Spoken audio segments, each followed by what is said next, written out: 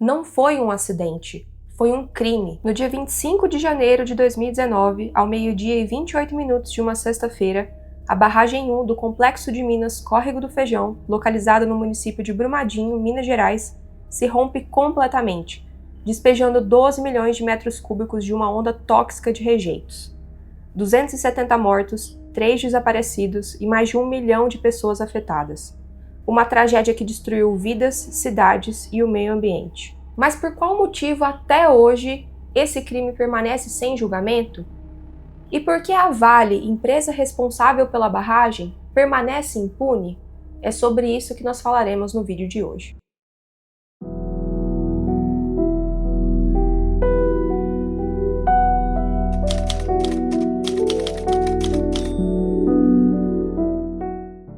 Ei gente, tudo certinho com vocês? Sejam todos bem-vindos ao canal Narradora da Memória. Eu sou a Ana Pérez e se você tem curiosidade para saber a história de desastres, tragédias e momentos que marcaram o Brasil e o mundo, esse canal aqui é para você, então já se inscreve para não perder os próximos vídeos. E bem, gente, a história que eu vou narrar para vocês hoje é a história do rompimento da barragem de Brumadinho, que aconteceu em janeiro de 2019.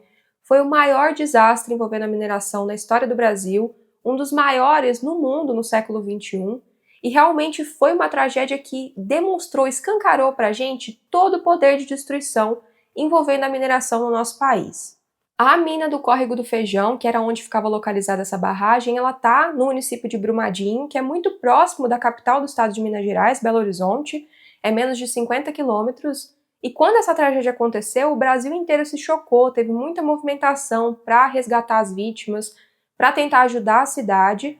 Só que hoje, 4 anos depois dessa tragédia, a Vale, que é a empresa responsável por essa mina e por essa barragem, ainda não foi julgada, ainda não pagou por esse crime, e essa é uma situação de uma verdadeira impunidade que faz com que as famílias das vítimas sofram muito, porque essas pessoas clamam pela justiça, mas esse é um processo judicial que até hoje tem muita complexidade e que não está conseguindo realmente trazer a justiça para essas pessoas. E na verdade, gente, conforme eu for contando essa história, vocês vão entender o real motivo pelo qual é muito possível que a Vale nunca seja julgada completamente por tudo que ela fez.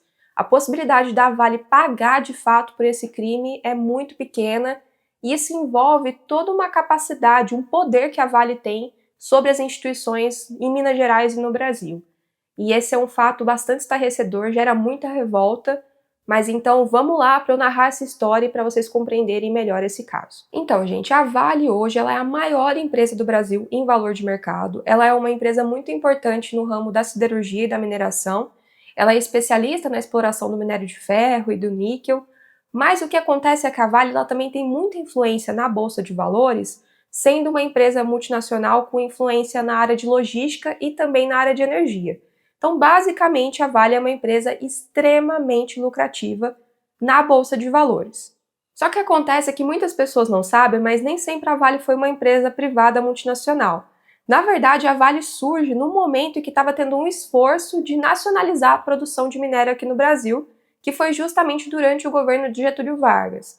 A Vale ela surge no ano de 1942, se chamava Companhia do Vale do Rio Doce, justamente porque essa área do Rio Doce era muito importante para a mineração, sempre foi muito importante durante toda a história da mineração do nosso país. E aí, o que acontece? A Vale ela surge nesse momento, a produção do minério de ferro era feita na cidade de Itabira, em Minas Gerais, e a ideia é que essa produção fosse exportada para os países que estavam nesse contexto da Segunda Guerra Mundial, principalmente para os Estados Unidos.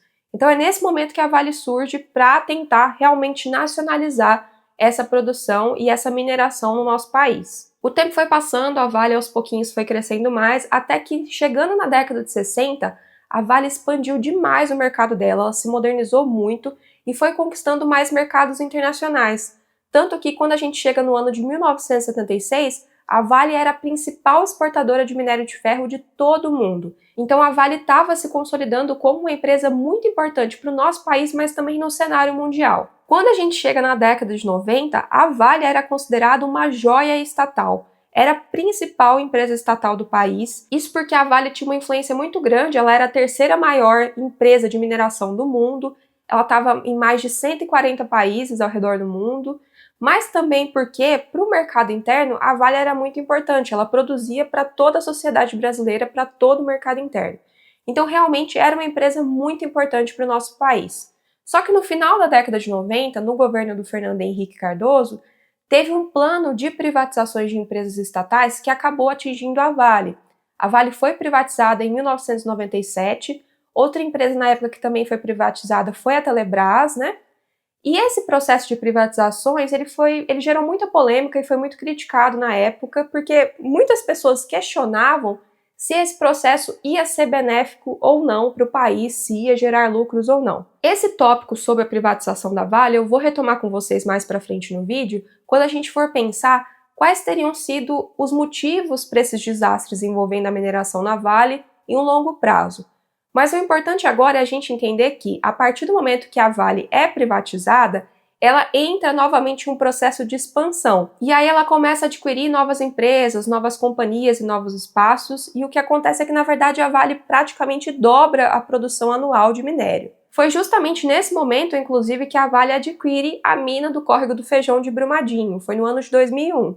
Só que essa mina ela já estava em produção desde a década de 70. E aí, nesses anos 2000, a Vale foi crescendo muito. E uma coisa que ajudou muito esse processo de expansão da empresa e crescimento do valor da empresa foi, na verdade, a demanda que a China estava tendo, né? Foi nesse momento que a China estava crescendo muito, a economia da China estava se tornando uma das maiores economias do mundo, e a China tinha uma demanda de importação de minério de ferro. Então, por conta disso, a Vale aumenta a produção para exportar para a China, e a partir desse momento a Vale novamente se torna a maior empresa de mineração na exportação do minério de ferro. O crescimento da Vale ele foi continuando, foi se mantendo estável, até que a gente chega em um momento que eu vou chamar aqui do primeiro elo da corrente que levou ao desastre de Brumadinho, que na verdade foi um outro rompimento de barragem que a gente teve no dia 5 de novembro de 2015, que foi o rompimento da barragem em Mariana. Essa barragem de Mariana, gente, era a barragem de rejeito de Fundão.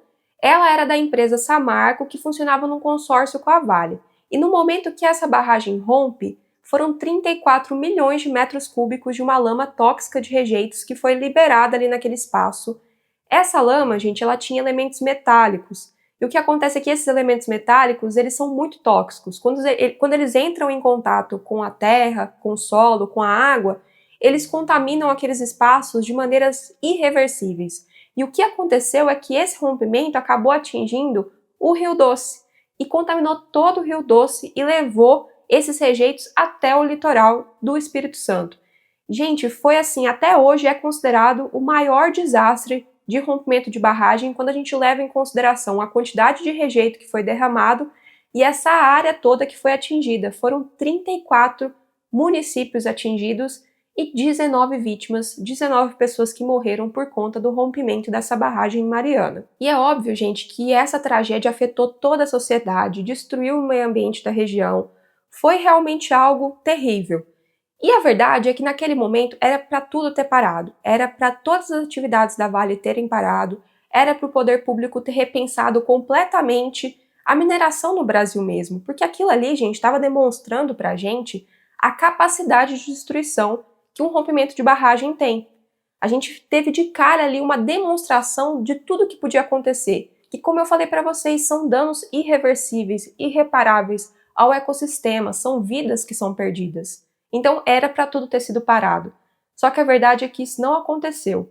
Inicialmente, esse desastre teve um impacto na Vale, só que a partir do momento que a Vale decide que vai fazer um plano de reparação de danos, que eles decidem separar uma quantidade de dinheiro para reparar os danos, embora sejam danos irreversíveis, o que acontece é que o mercado financeiro reage de maneira positiva, as ações da Vale continuam crescendo e as atividades da empresa continuam acontecendo quase como se nada tivesse acontecido, na verdade, quase como se a gente não tivesse tido esse acidente tão grande e tão trágico. Isso acontece, gente, porque essa lógica de mercado, ela vê o lucro acima de qualquer vida humana, ela vê o lucro acima de qualquer tipo de destruição ao meio ambiente. O lucro, ele é o mais importante. Então é por isso que, mesmo diante disso tudo, as atividades continuaram. E a partir disso, o que acontece é que Mariana, na verdade, era a ponta do iceberg de um problema muito maior. Minas Gerais está lotada de barragens relacionadas à mineração, relacionadas à Vale, e várias dessas barragens estavam com problemas e a Vale sabia disso, gente. A Vale sabia disso. E agora a gente entra nesse segundo elo da corrente que levou à tragédia de Brumadinho, que é justamente essa consciência que a Vale tinha sobre esse problema e o fato deles não terem feito basicamente nada. No ano de 2018, a Vale contrata 2 companhias terceirizadas para realizar uma investigação na barragem de Brumadinho e ver exatamente qual que era a situação, porque esse documento, esse relatório que era feito por essas empresas, ele posteriormente tinha que ser apresentado à Agência Nacional de Mineração para que a agência pudesse ver qual era a situação das barragens de responsabilidade da empresa, da Vale. E aí o que acontece? Em setembro de 2018, a Vale contrata uma empresa que é a Tractebel. Essa empresa então faz as investigações na mina do Córrego do Feijão e eles retornam à Vale um relatório apontando que existiam problemas naquela barragem. Existiam problemas que deixavam a barragem numa situação de fragilidade, que podia ocorrer realmente um rompimento e que então as atividades tinham que ser paradas, mesmo que momentaneamente ali. Só que sabe o que acontece?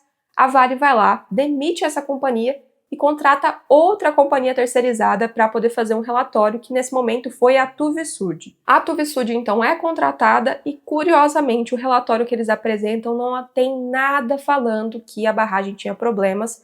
Eles, na verdade, apresentam um relatório dizendo que estava tudo certo e que as atividades poderiam continuar. E nessa mesma época que essas companhias foram contratadas para fazer esses relatórios, a própria Vale estava fazendo o relatório dela de risco financeiro. E nesse relatório, eles já estavam avaliando quais seriam os prejuízos financeiros que eles teriam em um possível rompimento da barragem de Brumadinho. Inclusive, eles calcularam qual seria esse prejuízo. Ele gerava em torno de 6 bilhões de reais. Então, gente, olha qual era esse cenário. A Vale sabia que algo podia acontecer e eles já estavam até se preparando para quais seriam os riscos financeiros desse desastre. E o terceiro e último elo dessa corrente, para mim, na verdade, envolve essa possibilidade, essa capacidade que a Vale tem de controle das instituições em Minas Gerais. Em dezembro de 2018, estava sendo discutido no governo de Minas a possibilidade de liberar para a Vale uma licença e expandir as atividades na mina do Córrego do Feijão. A Vale pretendia ampliar essas atividades nessa mina até o ano de 2032. Lembrando que, como eu falei para vocês, era uma mina que estava em atuação desde a década de 70. Nessa época, gente, já tinham várias vozes políticas que estavam contrárias a essa situação, porque aconteceu a situação em Mariana, as pessoas estavam extremamente preocupadas que novos desastres, novos rompimentos acontecessem, então essas pessoas, essas figuras políticas não queriam que esse tipo de licença fosse dado para a Vale. Mas independente disso, gente, o governo liberou e a Vale teve então essa licença para ampliar as atividades em Brumadinho. E aí nós chegamos, então, ao dia 25 de janeiro de 2019. Naquela sexta-feira era mais um dia comum de trabalho para os funcionários da Vale que trabalhavam na mina do Córrego do Feijão. A maioria deles já tinham chegado ali pela manhã e no horário de almoço tinham várias pessoas que estavam no refeitório realizando as suas refeições. Naquele momento ali também, gente, não tinham só trabalhadores da Vale em si, mas também trabalhadores e funcionários terceirizados que estavam ali prestando serviços para a Vale. Isso era muito comum de acontecer naquele espaço. Exatamente ao 12h28 daquela sexta-feira, a barragem 1 daquele complexo de minas se rompe completamente e derrama toda aquela lama de rejeito tóxico que vai descendo de maneira furiosa mesmo por todo o espaço do complexo. As pessoas que estavam logo abaixo da barragem, elas não tiveram nenhuma chance de sobrevivência, porque naquele ponto, gente, a onda de lama ela atingiu até 12 vezes o tamanho dessas pessoas, então realmente não tinha por onde correr. E essa lama foi passando, ela foi destruindo tudo, todos os equipamentos, instrumentos de tratamento de minério, tudo que estava ali foi sendo destruído e levado. E em menos de 1 minuto, essa lama chegou na área de carregamento, que era um espaço em que tinha as pilhas de minério, que eram empilhadas em empilhadeiras, e também era o espaço em que passava mesmo a locomotiva, a ferrovia, que escoava toda essa produção de minério para baixo da mina. Todo esse local, gente, foi invadido pela lama, e nas imagens que foram captadas, deu para ver que tinham pessoas trabalhando naquele espaço, trabalhando em tratores e empilhadeiras. E por incrível que pareça, essas pessoas conseguiram sobreviver. mas o que acontece é que essa lama continuou descendo. E quando essa lama desce, em menos de 5 minutos, ela atinge o centro administrativo da Vale, que era onde tinha o refeitório e era onde praticamente a grande parte dos funcionários estavam. E, gente, o que aconteceu? Não teve nenhuma sirene, nenhum alarme que foi disparado. Houve uma falha realmente nesse sistema de segurança e as pessoas que estavam ali, elas não faziam a mínima ideia do que estava acontecendo. Elas realmente foram pegas de surpresa. Não tinha como elas fugirem ou se protegerem. E, infelizmente, essa lama passou e destruiu tudo e matou as pessoas que estavam naquele espaço. E, gente, a destruição ela foi completa, ela foi total. Realmente, assim, depois que essa onda de lama toda passou, a cena era realmente pós-apocalíptica, porque era um mar de lama marrom e todas as estruturas que antes existiam ali, em coisa de minutos, deixaram de existir. Era algo estarrecedor. E o processo de resgate, gente, ele foi muito difícil, ele foi muito complexo. Isso porque muitos espaços ali era praticamente impossível dos bombeiros chegarem, porque a lama ia afundando e era difícil de se atingir. Então, parte desse processo de resgate teve que ser feito por meio de helicópteros, que inclusive várias cenas muito chocantes foram gravadas nessa época, realmente dos bombeiros em helicópteros tentando salvar as pessoas.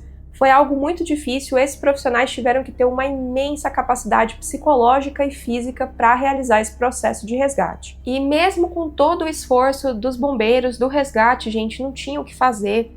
A maioria das pessoas que foram atingidas por essa onda de lama, elas foram mortas. Foram 270 pessoas mortas, dentre trabalhadores da Vale, trabalhadores terceirizados, a população próxima ali da região de Brumadinho, que estava ali mais próximo à mina. Isso porque também ali próximo a essa região tinha uma pousada, que era uma pousada que recebia muitos turistas, porque a mina do Córrego do Feijão fica a 19 quilômetros do Instituto Inhotim, que é um espaço de arte ao ar livre, que é muito conhecido no Brasil todo, que recebe várias pessoas. E essa pousada estava lotada, gente, lotada de turistas para visitar a região. E ela foi atingida pela lama e foi toda destruída. E muitas pessoas que estavam lá, infelizmente, vieram a falecer. A sensação que as pessoas tinham naquele momento é que a história tinha se repetido, que Mariana tinha se repetido, só que dessa vez num cenário muito maior.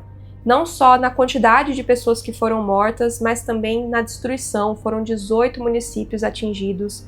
O rio Paraopeba, que era o rio que abastecia aquele espaço, ele foi contaminado e ele foi contaminando todos os espaços em que ele ia passando, contaminou a flora, a fauna, o solo, o ar.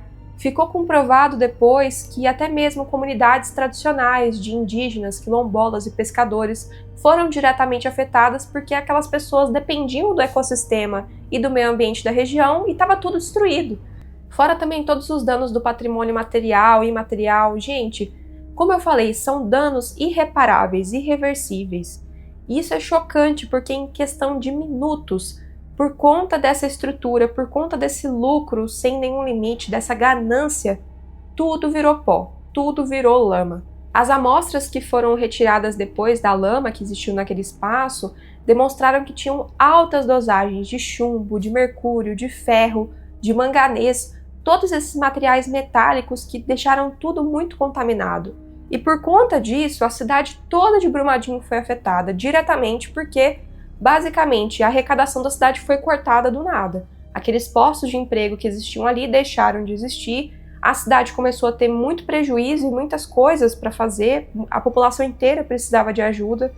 Então, até mesmo a agricultura que existia naquele espaço, que era um dos sustentáculos da cidade, era o que sustentava de fato a cidade de Brumadinho, foi diretamente afetada por essa tragédia. Então, realmente a cidade inteira parou. Uma outra consequência muito grave que teve com o rompimento da barragem foi justamente a questão da saúde da população de Brumadinho, porque depois que aconteceu toda essa tragédia, começou a ter muitos casos de infecções, de contaminações, de doenças de pele, infecções gastrointestinais, até casos de dengue, porque como tinha muita água parada naquele espaço, os casos de dengue aumentaram muito. E para além disso, a questão da saúde mental mesmo, gente, porque aquelas pessoas ali, elas ficaram transtornadas, foi um trauma muito grande. Então, os casos de problemas depressivos aumentaram em mais de 150%. Várias pessoas começaram a ter que usar remédios, ansiolíticos, antidepressivos. Infelizmente, 52 pessoas tentaram tirar suas próprias vidas. Então, isso demonstra, assim, como isso afetou demais todas aquelas pessoas, a população inteira entrou num estado de completo luto e sofrimento. E foi uma situação muito estarrecedora, gente, porque todas aquelas pessoas que morreram, todos aqueles filhos, maridos, irmãos, amigos, essas pessoas não iam voltar à vida. Todo aquele espaço, o meio ambiente, a natureza, não ia voltar a ser o que era antes. Então, essa tragédia, ela afeta diretamente uma cidade e destrói a cidade inteira, porque não tinha como, não tinha uma pessoa ali que não estivesse sofrendo essa situação toda, que não estivesse sofrendo por esse crime que tinha sido acontecido ali, por esse crime que realmente destruiu tudo ali. E desde o início, então, a população de Brumadinho começa a lutar por justiça, clamar para que a Vale pagasse pelos crimes que ela cometeu, e eles começam a fazer manifestações, começam a pedir para a justiça brasileira fazer o que tinha que ser feito. Só que, gente, demorou demais. O processo criminal ele só começa, de fato, em janeiro de 2020. Então, gente, nesse momento, quase um ano depois da tragédia, o Ministério Público de Minas Gerais e a Polícia Civil, eles indiciam 16 pessoas, né, entre elas o ex-presidente da Vale, o Fábio Schwartzman, que na época ele era o presidente quando aconteceu a tragédia, né? Essas pessoas são indiciadas por homicídio doloso e também por crimes ambientais. Inclusive, gente, na época que aconteceu a tragédia, esse ex-presidente da Vale, o Fábio Schwartzman, ele fez um comunicado oficial que inclusive está no YouTube, vocês conseguem encontrar esse vídeo, em que ele lamenta profundamente a tragédia, e ele fala que a Vale nunca poderia imaginar que essa tragédia ia acontecer, e gente, assim, é uma cara de pau tremenda, porque, como eu demonstrei aqui para vocês, a Vale sabia que isso podia acontecer, e mesmo depois de Mariana, eles não fizeram nada para reverter a situação. Então é um vídeo, assim, que deixa a gente realmente revoltado com a capacidade que a pessoa teve de falar que eles nem sequer imaginavam. Mas enfim, só comentando que realmente é uma coisa que revolta muito a gente. Mas então, a partir desse momento, a Vale e a Tuvisud também são indiciadas por crimes ambientais. E esse processo, ele foi aceito, gente. Só que o que acontece é que, quase 2 anos depois, em outubro de 2021, a defesa do ex-presidente da Vale, ela pede a extinção do processo criminal. E o Superior Tribunal de Justiça aceita essa extinção e todos os denunciados deixam de ser réus nesse momento. Essa decisão ela foi tomada pelo STJ porque eles concluíram naquele momento que esse processo tinha que ser de responsabilidade da Justiça Federal. Então aí, em novembro de 2021, a Polícia Federal indicia novamente essas pessoas, na verdade aumenta o número de pessoas, ficam 19 pessoas indiciadas, dentre elas o ex-presidente da Vale, e indiciam essas pessoas por homicídio doloso, por crimes ambientais e também por apresentação de falsa documentação à Agência Nacional de Mineração, porque nesse momento fica de fato comprovado que tanto a Vale quanto a Tuvisud mentiram naqueles relatórios em que eles disseram que não tinha problema nenhum na barragem de Brumadinho. Só que aí, gente, então a Vale e a Tuvisud são indiciadas, esse processo é aceito, só que começa um verdadeiro toma lá da cá judiciário ali para decidir se esse processo era de responsabilidade da Justiça Federal ou Justiça Estadual. Essa discussão fica rolando por todo o ano de 2022 sem chegar a nenhuma conclusão, até que em janeiro agora de 2023 estava correndo o risco dos crimes ambientais serem prescritos. E por conta disso, a presidente do STF, a ministra Rosa Weber, ela decide então que esse processo tinha que ser de responsabilidade da Justiça Federal de Minas Gerais. Então, gente, 2 dias antes desse caso completar 4 anos, a Justiça Federal aceita essa denúncia e, novamente, tudo volta à estaca zero. E, gente, essa situação ela é um absurdo mesmo, porque basicamente esse tempo todo, esses 4 anos que se passaram sem nenhuma decisão, os réus estavam basicamente escolhendo por quem eles queriam ser julgados, e enquanto isso, gente, as famílias sofrendo, essa impunidade ficando cada vez maior, e o pior de tudo é que as buscas ainda continuam, mesmo 4 anos depois da tragédia. A verdade é que ainda existem 3 pessoas que estão desaparecidas. Uma delas é o Thiago Tadeu Mendes da Silva, que tinha 34 anos, e ele tinha sido transferido para trabalhar em Brumadinho 20 dias antes da tragédia, e ele deixou uma mulher e 2 filhos. A Maria de Lourdes da Costa, que tinha 59 anos, ela era do estado de São Paulo e era uma dessas pessoas que estavam na pousada para visitar o Instituto Inhotim. Os 2 enteados, a Nora e o marido dela, morreram nessa tragédia.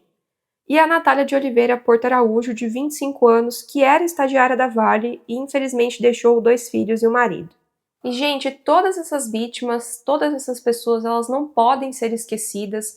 A memória dessas pessoas ela precisa continuar em voga. Só que tem uma dura realidade, na verdade uma situação muito difícil que envolve esse caso, que na verdade a chance realmente da Vale ser julgada e de fato pagar pelo que aconteceu, ela é muito pequena. Isso envolve todo o poder que a Vale tem com as instituições em Minas Gerais. A Vale, ela realmente funciona como um lobby da mineração em Minas, tanto que geralmente as instituições, elas não representam a necessidade da população, elas representam de fato os interesses que essa empresa tem. Um exemplo disso foi justamente aquela situação em dezembro de 2018 que eu comentei com vocês. A Vale estava querendo expandir as atuações na mina do Córrego do Feijão, tinha acabado de acontecer um grande desastre em Mariana e mesmo assim o governo de Minas liberou essa licença e mesmo assim a Vale não foi impedida de continuar as atividades. E as pessoas sabiam do risco, o risco já estava muito claro naquela época. Mas esse poder que a Vale tem no estado de Minas Gerais, ele é assustador de tão grande. E o que acontece é que esses prefeitos dessas cidades que têm o trabalho da Vale ali, que têm as minas e as barragens, eles geralmente trabalham ali para corresponder aos interesses da Vale e não da população. Tem muito uma crença, gente, de que essas cidades elas dependem 100% da mineração, que sem a Vale ali a cidade estaria fadada ao fracasso. Mas a verdade, gente, é que a maioria dessas cidades elas conseguem se sustentar sem a mineração tranquilamente. Essas cidades têm a sua própria agricultura, o seu turismo, o seu artesanato, o seu comércio. Essas cidades têm as suas funções que estão para muito além da mineração. Mas por algum motivo entende-se que a mineração é o foco de tudo ali e a mineração acaba se tornando realmente esse complô, esse lobby que domina tudo ali naquele espaço. E é muito doido quando a gente para pensar no tamanho do lucro que essa empresa continua tendo, porque no ano de 2021 a Vale chegou a fazer um acordo com o governo de Minas Gerais no valor de 37 bilhões de reais para reparar os danos que aconteceram com o rompimento da barragem de Brumadinho. Só que aí tem dois pontos que a gente tem que colocar. O primeiro deles é o que eu falei para vocês, a maioria desses danos são irreparáveis e irreversíveis. Então, mesmo que tenham funções, mesmo que tenha dinheiro sendo colocado ali, esses danos não vão ser reparáveis. E o segundo motivo é, gente, 37 bilhões de reais não é nada comparado ao lucro que a Vale tem atualmente. No ano de 2021, a Vale lucrou 121 bilhões de reais, só no ano de 2021. E no ano de 2022, 96 bilhões de reais. Gente, isso tudo depois de Brumadinho e de Mariana. Essa empresa, ela permanece sendo a empresa mais lucrativa do Brasil. As funções e as atividades dessa empresa continuam sendo expandidas. O mercado financeiro continua investindo nessa empresa. Porque a verdade, gente, é que enquanto essa atividade permanecer sendo lucrativa, não adianta, não importa se pessoas inocentes vão morrer, não importa se o meio ambiente vai ser afetado, não importa se cidades vão ser destruídas, o que importa para essas pessoas é o lucro. E para além de tudo isso, depois do que aconteceu em Mariana e em Brumadinho principalmente, a população de Minas Gerais, dessas cidades que têm barragens próximas, começou a ficar num pânico total, num desespero e num medo que situações como a de Brumadinho voltassem a acontecer. Porque embora a Vale possa falar que não tem risco nenhum nas barragens, que eles estão fiscalizando, essas pessoas não acreditam na Vale, porque elas sabem que a empresa mente. Então, essas pessoas ficam com medo, principalmente na época de chuvas, porque aumenta a chance de várias barragens de acabarem rompendo. No início de 2022, teve um período de fortes chuvas em Minas Gerais e tinham barragens em Ouro Preto, Barão dos Cocais, em Nova Lima, que estavam com uma forte chance de romper, estavam na iminência do rompimento. E essa população toda estava desesperada porque, basicamente, eles ficam à mercê desse controle que a Vale tem em todo o espaço. E pessoal, agora para a gente encaminhar para o encerramento desse vídeo, eu queria, na verdade, trazer uma discussão para vocês que envolve quais teriam sido os motivos para essas tragédias terem acontecido, para Brumadinho ter acontecido e Mariana, pensando assim ao longo do tempo, sabe? Porque na verdade o que acontece? A mineração ela é uma atividade mundial. A mineração está em diversos países investem na mineração, na extração de minério. Geralmente são países periféricos ou semiperiféricos que costumam trabalhar na mineração, justamente porque esses países exportam o minério para países desenvolvidos de fato. Mas assim, o que acontece? Até pouco tempo atrás, tinha-se uma ideia que, na verdade, a mineração era uma atividade segura e que rompimentos de barragens seriam eventos muito raros, que seria muito difícil disso acontecer. Só que atualmente esse panorama e essa ideia está mudando porque muitos especialistas, gente, eles têm mostrado que, na verdade, rompimentos de barragens são mais comuns do que a gente pode imaginar. Tem um dado do World Mine Tailing Failures que mostra, num período de 100 anos, que a gente teve registrado no mundo 356 acidentes de barragens. E que a partir da década de 80, gente, esses acidentes começaram a ficar muito graves, além de começarem a acontecer mais vezes. E o problema, na verdade, para a gente aqui no Brasil é que esses acidentes envolvendo barragens, eles não são comuns, na verdade eles viraram rotina praticamente, né? E o que esses estudos mostram também é que todos esses acidentes eles poderiam ter sido evitados. Já existe tecnologia no mundo suficiente para evitar esse tipo de rompimento de barragem, mas o principal motivo é a negligência e a má gestão desses espaços, que foi justamente o que aconteceu em Brumadinho e em Mariana. E uma outra coisa muito importante de falar é que esses estudos também mostram que tem tipos de barragens que são menos seguras do que outros tipos. Na verdade, o tipo menos seguro que tem é o tipo chamado de alteamento de montante, que já está relacionado a 76% dos acidentes que aconteceram em todo o mundo. Esse tipo é justamente o tipo que é usado pela Vale, que foi o que teve em Brumadinho e que teve em Mariana. Só que a Vale usa, gente, esse tipo de barragem porque é o mais barato, é o que vai levar mais lucro para a empresa. E outro ponto também que é importante a gente falar, gente, é justamente a questão da privatização que eu tinha falado com vocês ao início do vídeo. Porque assim, gente, o que acontece? No momento em que essas empresas são privatizadas, que a Vale foi privatizada, de fato, a capacidade de fiscalização do Estado da situação dessas barragens, se essas barragens estavam em boas condições ou não, ela começa a diminuir, porque a partir da Lei Brasileira de Barragens de 2010, fica colocado na responsabilidade do empreendedor da empresa de garantir a segurança dessas minas, dessas barragens. Só que o que acontece, gente? Essas empresas, elas vão lá, elas mentem nos relatórios, elas escondem as informações para fugir da fiscalização e também para fugir das multas. Então é basicamente isso que acontece. Com essa ausência dessa fiscalização do Estado, fica mais fácil desse tipo de acidente acontecer, como foi o que aconteceu, infelizmente, em Brumadinho e em Mariana. Então, gente, realmente não dá para ficar desse jeito, não dá para colocar responsabilidade nessas empresas. Realmente, o Estado precisa estar fiscalizando cada vez mais para evitar esses acidentes. Só que, como eu falei para vocês, essas empresas, a Vale, ela funciona como um lobby. Então, por conta disso, ela domina as instituições. Então, basicamente, a gente não tem nenhum tipo de fiscalização correto, esses acidentes acontecem e, além de tudo, a empresa não paga pelo crime que ela cometeu. É extremamente revoltante, não tem nem o que falar, assim.